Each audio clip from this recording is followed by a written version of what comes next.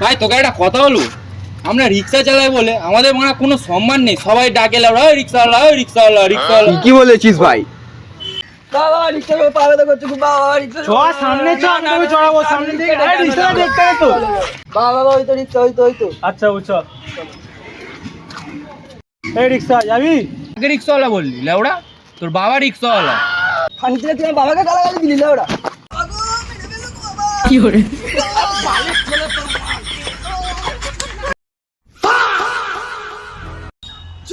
ভাবছি না গান মেরে দিই।